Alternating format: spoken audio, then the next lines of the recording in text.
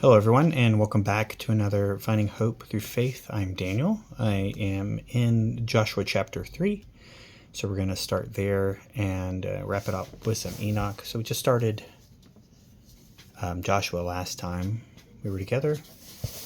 We're going to keep rolling into that. I hope everybody's doing well and enjoying their lives so far and staying dry as possible. Okay, let's get started. So, last time we were together, Moses died, and then, at least that was time before that, Moses' life ran out, and then now Joshua, son of Nun, now they're into the Lord, into the land. They're starting to get there, to the land that they were promised. Let's get to it. Early the next morning, Joshua moved with all the Israelites from Shittim. I know what it looks like, but it's probably not. I know it's not pronounced like that. Anyway, to the Jordan, where they lodged before crossing over. 3 days later, the officers went through the camp and issued these instructions to the people. When you see the Ark of the Covenant, also the Lord your God with the Levitical priests will carry, you must also break camp and follow it, that you may know the way to take, for you have not gone over this road before. But let there be a spare of 2,000 cubits between you and the ark. Do not come nearer to it. Joshua also said to the people, sanctify yourselves, for tomorrow the Lord will perform wonders among you. Well, that's awesome.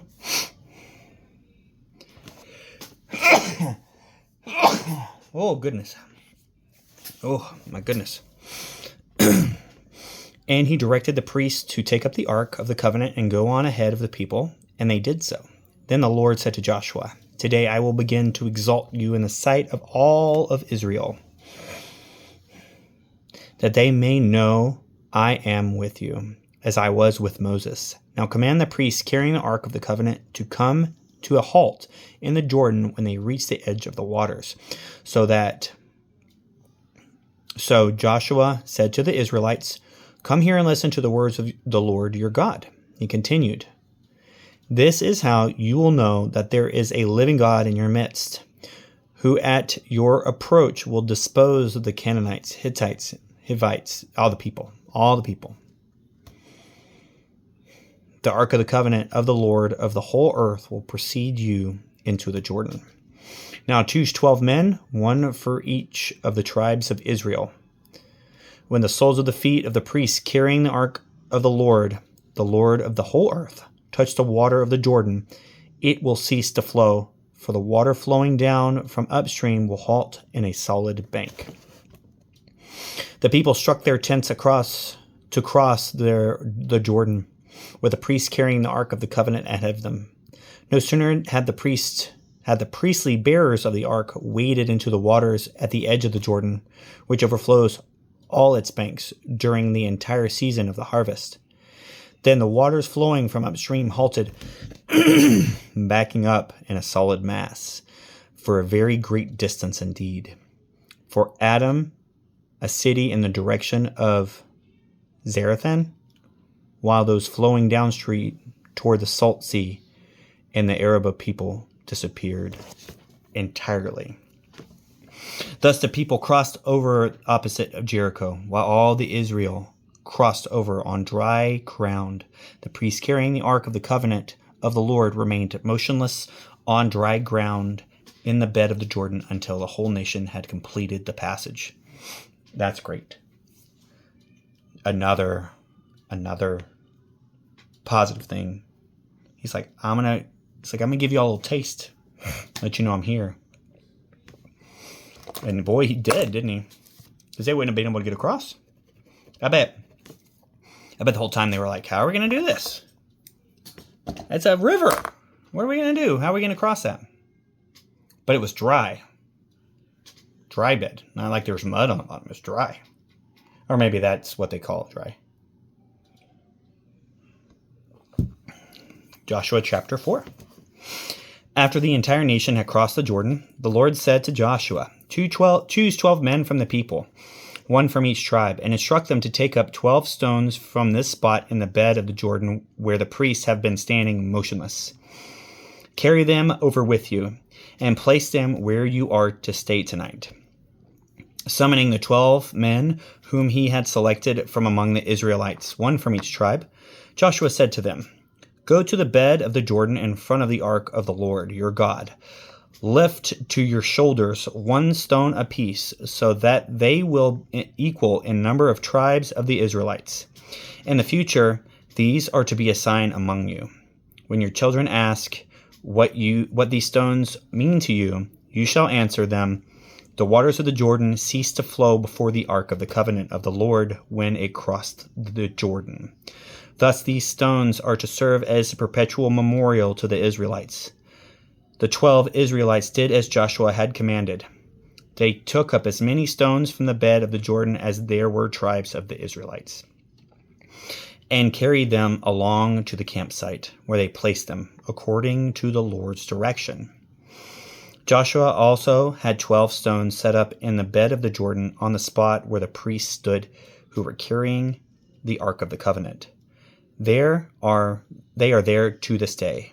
The priests carrying the Ark of the Covenant, the priests carrying the Ark remained in the bed of the Jordan until everything had been done that the Lord had commanded Joshua to tell the people. The people crossed over quickly, and all had reached the other side of the Ark of the Lord, borne by the priests, also crossed to its place in front of them. The Reubenites, Gadites, and half-tribe of Manasseh, armed, marched in the vanguard of the Israelites. As Moses had ordered, about 40,000 troops equipped for battle passed over before the Lord to the plains of Jericho. That day the Lord exalted Joshua in the sight of all Israel, and thenceforth during his whole life they respected him as they had respected Moses. Then the Lord said to Joshua, Command the priests carrying the Ark of the Commandments to come up from the Jordan. Joshua did so. And when the priests carrying the Ark of the Covenant of the Lord had come up from the bed of the Jordan, as their soles of their feet regained the dry ground, the waters of the Jordan resumed their course, and as before, overflowed all its banks. The people came up from the Jordan on the 10th day of the first month.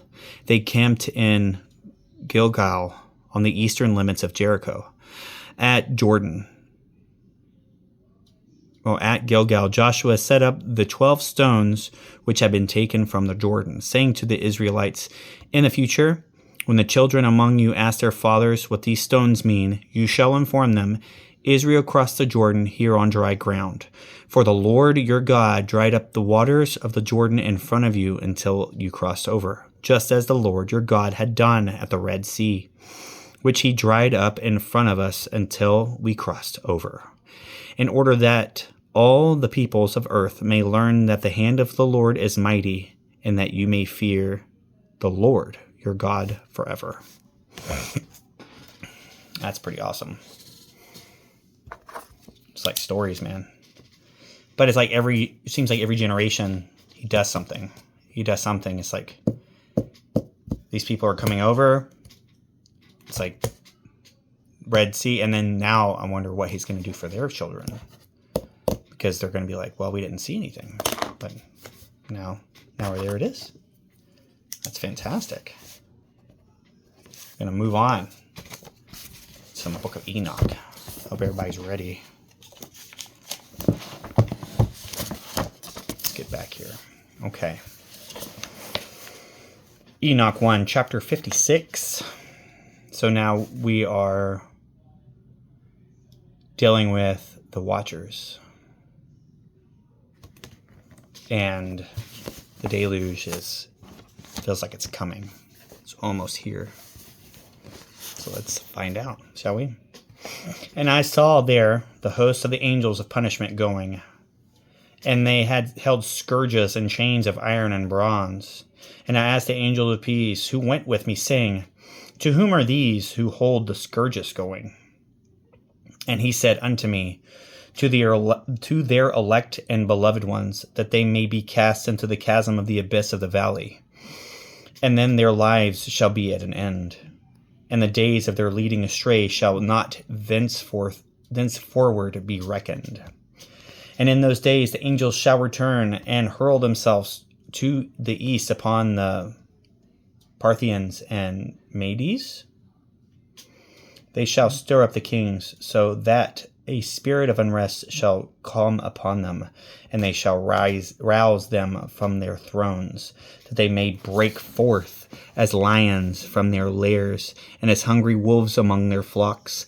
And they shall go up and tread underfoot the land of his elect ones. And the land of his elect ones shall be before them a threshing floor and a highway. But the city of my righteous shall be a hindrance to their horses, and they shall begin to fight amongst themselves. And their right hand shall be strong against themselves, and a man shall not know his brother, nor a son his father, nor his mother, till there be no number of corpses throughout their slaughter.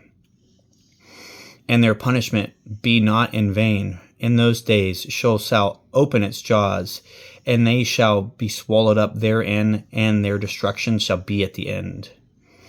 Sheol shall devour the sinners in presence of the elect. That's pretty rough, man. All right, chapter 57.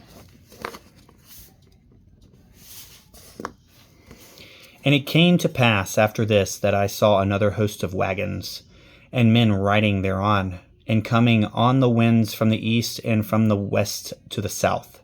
And the noises of their wagons was heard.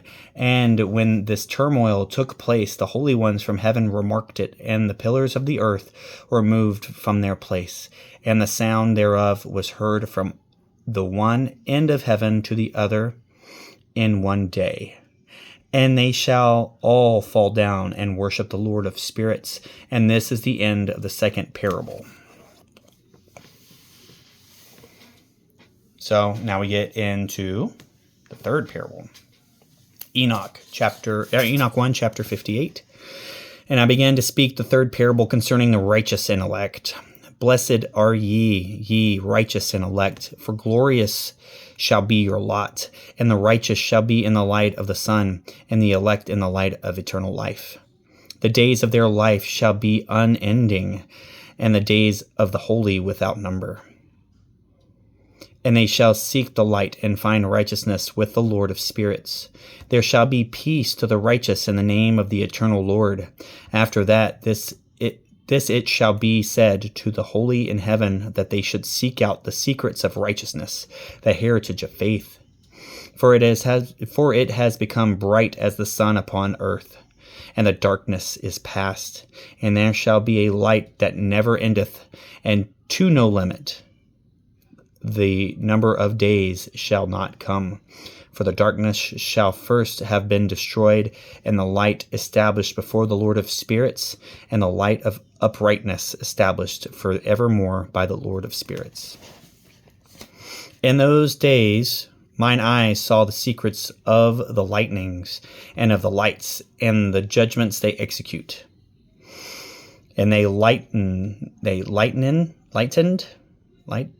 for a blessing or a curse as the Lord of spirits willeth. And there I saw the secrets of thunder, and how when it resounds above in heaven, the sound thereof is heard, and that he caused me to see the judgments executed on earth, whether they be for well-being and blessing, or for a curse according to the word of the Lord of spirits. And after all, the secrets of the lights and lightnings were shown to me, and they lighten for blessing and for satisfying. Interesting. Okay, that's kind of the end of that's the book, book 1, chapter 59. So that's the end of that. Kind of just ended, but whatever. Let's keep going. In the year 500, in the 7th month, on the 14th day of the month of the life of Enoch. In that parable, I saw how a mighty quaking made the heaven of heavens to quake, and the hosts of the Most High, and the angels 1,000 thousands, and 10,000 times 10,000, were disquieted with a great disquiet. And the head of days sat on the throne of his glory. And the angels and their righteous stood around him. And a great trembling seized me, and fear took hold of me, and my loins gave way, and dissolved were my reins, and I fell upon my face. And Michael set another angel from among the holy ones, and he raised me up. And when he had raised me up, my spirit returned, for I had not been able to endure the look of this host, and the commotion, and the quaking of heaven. And Michael said unto me, Why art thou disquieted with such a vision? Until this day lasted the day of his mercy, and he hath been merciful and long-suffering towards those who dwell on the earth. And when the day and the power and punishment and judgment come, which is the Lord of spirits, hath prepared for those who worship not the righteous law, for those who deny the righteous judgment, and for those who take his name in vain, that day is prepared for the elect, a covenant, but for sinners an inquisition. And on that day were two monsters parted, a female monster named Leviathan, to dwell in the abyss of the ocean over the fountains of the waters. But the male is named Behemoth, who occupied with his breast a waste wilderness named Duodan, on the east of the garden where the elect and the righteous dwell, where my grandfather was taken up, the seventh from Adam, the first man who the Lord of spirits created. And I besought the other angel that he should show me the might of those monsters, how they were parted on one day and cast, the one into the abyss of the sea, and the other into the dry land of the wilderness. And he said to me, Thou son of man, herein thou dost seek to know what is hidden. And the other angel who went with me and showed me what was hidden told me what it is first and last in heaven in the height, and beneath the earth in the depth, and at the ends of heaven, and on the foundation of heaven, and the chambers of the winds, and how the winds are divided, and how they are weighed, and how the portals of the winds are reckoned, each according to the power of the wind, and the power of the lights of the moon, and according to the power that is fitting, and that divisions of stars according to their names, and how all the divisions are divided, and all the thunders according to the places where they fall, and all the divisions that are made among the lightnings, that it may lighten, and their host, that they may at once obey. For the thunder has places of rest, which are assigned to it, while it is waiting for its peal. And the thunder and lightning are inseparable. And although not one and undivided, they both go together through the Spirit and separate not. For when the lightning lightens, the thunder utters its voice, and the Spirit enforces a pause during the peal that divides equally between them. For the treasury of their peals is like sand, and each one of them as it peals is held in with a bridle, and turned back by the power of the Spirit, and pushed forward according to many quarters of the earth. That's a lot. That's a lot of information. Like, how do you even figure that out? I don't know. And the spirit of the hoarfrost is his own angel, and the spirit of the hail is a good angel, and the spirit of the snow has forsaken his chambers on account of his strength. There is a special spirit therein, and that which ascends from it like smoke, and its name is frost. It is a spirit of the midst that is not united with them in their chambers, but has a special chamber, for its course is glorious both in light. And the spirit of the dew has its dwelling at the ends of heaven, and is connected with the chambers of the rain. And its course is in winter and summer, and its clouds and the clouds of the mist are connected. And the one gives to the other. And when the spirit of rain goes forth from its chamber, the angels come and open the chamber and lead it out. And when it is diffused over the whole earth, it unites with the water on the earth. And whensoever it unites with the water on the earth, that's it. It says, for the waters are those who dwell on the earth, for they are nourishment for the earth from the Most High who is in heaven. Therefore, there is a measure for the rain, and the angels take it in charge. And these things I saw towards the garden of righteous. And the angel of peace, who was with me, said to me, these two monsters, prepared comfortably to the greatness of God, shall feed. When the punishment of the Lord of spirits shall rest upon them, it shall rest in order that the punishment of the Lord of spirits may not come in vain. And it shall slay the children and their mothers, and the children with their fathers. Afterwards the judgment shall take place according to his mercy and patience. So what I'm seeing, what I'm reading this is everything is connected. You can't have one without the other. Lightning without thunder. Dews everywhere. It's one without the other, one without the other, one without the other. You can't have one without the other, based on this text. That's what I'm getting from it. That one wasn't so dark, I think. I think that was pretty good. Next time we dive in a little deeper, go into the deeperness of the book. More Joshua, more Enoch. So we got another book for sure of Enoch to go. But thanks for coming to see me, guys. We'll see you next time. Have a good day.